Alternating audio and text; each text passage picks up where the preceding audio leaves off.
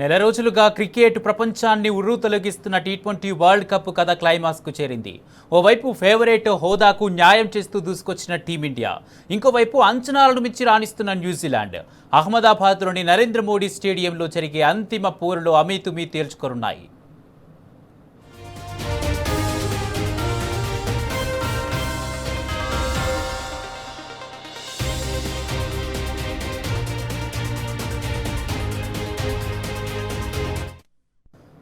Suryakumar Yadav కెప్టెన్సీలో T20 world కప్ని నిలబెట్టుకొని ఈ ట్రోఫీని 3 సార్లు గెలిచిన తొలి జట్టుగా చరిత్ర సృష్టించాలని ఇండియా చూస్తోంది. కెప్టెన్గా సూర్య తనకంటూ ఒక ప్రత్యేక గుర్తింపును ఏర్పరచుకోవడంతో పాటు మోదీ స్టేడియంలో 2023 వన్డే వరల్డ్ కప్ ఓటమికి పూర్తిగా ముగింపు పలకాలని అనుకుంటున్నాడు. మరోవైపు ఇప్పటి వరకు ఒక్క ఐసీసీ వరల్డ్ కప్ నెగ్గలేకపోయినా న్యూజిలాండ్ ఈసారైనా ఆ లోటును పూడ్చుకోవాలని చూస్తోంది.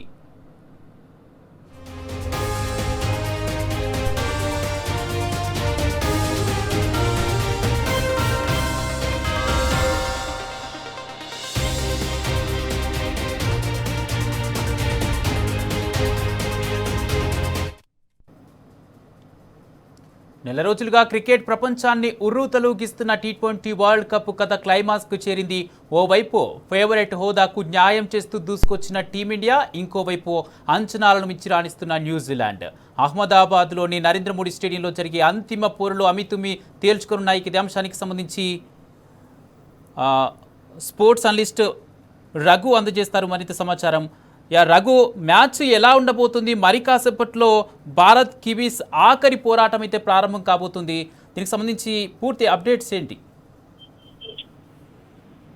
ఎగ్జాక్ట్లీ కుమార్, టీమిండియా మరి కొత్త చరిత్ర సృష్టిస్తుందా లేకపోతే మళ్ళీ పాత చరిత్రను పునరావృతం చేస్తుందా అని చెప్పేసి కోట్లాది మంది అభిమానులు అయితే మనం చూస్తున్నాము. హైదరాబాద్ నగరంలో రోడ్లన్నీ ఖాళీ అయిపోయినాయి. ఎక్కడ కూడా జనాలందరూ కూడా eagerly waiting for the toss. ఇంకొక 10 నిమిషాల్లో మనకి టాస్ వేయబోతున్నారు. ఇక ఓవరాల్ గా చూసుకుంటే ఇప్పటి వరకు టీమిండియా కావచ్చు, అటు న్యూజిలాండ్ కావచ్చు, 2 జట్లు కూడా పడుతూ లేస్తూ సెమీఫైనల్ కు వచ్చాయని చెప్పాలి. ఏదైతే న్యూజిలాండ్ ప్రయాణం కూడా అట్లే సాగింది. మనం కూడా ఈ టోర్నమెంట్ లో సౌత్ ఆఫ్రికాతో మనం ఓడిపోయాము, ఇంగ్లాండ్ తో వాళ్ళు ఓడిపోయారు పడుతూ లేస్తూ. ఆ తర్వాత ఎప్పుడైతే సూపర్ 8 దశ మొదలైందో, సూపర్ 8 దశ తర్వాత మాత్రం మంచిగా న్యూజిలాండ్ అనేది చాలా కాంప్రహెన్సివ్ గా ఆడుతూ వస్తూ ఉంది. ఇంకా ఈసారి ఏం జరగబోతుంది, ఎందుకంటే వాళ్ళ టీం కాంబినేషన్ కనుక మనం చూసుకుంటే కుమార్, ఒకసారి సెమీఫైనల్ మ్యాచ్ లో వాళ్ళు అన్డిఫీటెడ్ గా వచ్చిన సౌత్ ఆఫ్రికాను అలవోకగా కొట్టిపాడేశారు. ఆ టీమ్ సీఫర్ట్ అండ్ వాళ్ళ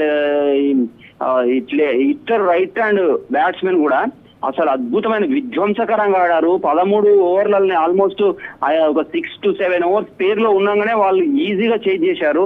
వాళ్ళ బ్యాటింగ్ లైనప్ కూడా మంచిగా ఉంది. రచిన్ రవీంద్ర మిడిల్ ఆర్డర్ లో, మార్క్ చాప్మెన్, ఆ తర్వాత డరెల్ మిచెల్ మంచి, తర్వాత జిమ్మి నీషమ్ ను పట్టుకొచ్చారు ఆల్రౌండర్ గా.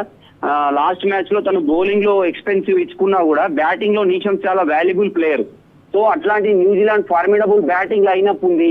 ఇక బౌలింగ్ లో కూడా అద్భుతంగా ఉంది. వాళ్ళు ఇంకొకటి ఏంటంటే ఇండియన్ ప్లేయర్స్ ఎక్కువగా లెఫ్ట్ హ్యాండర్స్ ఉన్నారు మన బ్యాటింగ్ లైనప్ లో. అభిషేక్ శర్మ ఆల్రెడీ ఫామ్ లేక చాలా సతమతం అవుతున్నాడు. తన మీద ఎన్నో భారీ అంచనాల నడుమ ఈ టోర్నమెంట్ లో అడుగుపెట్టిన అభిషేక్ శర్మ ఇప్పటి వరకు 8 ఇన్నింగ్స్ లో కేవలం 80 రన్స్ మాత్రమే చేశాడు Kumar.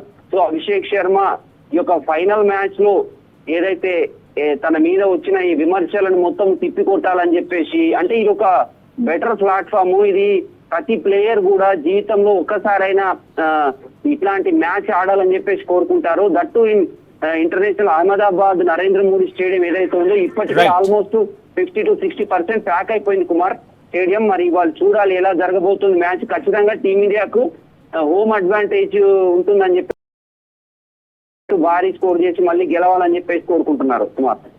Right, thank you Raghu.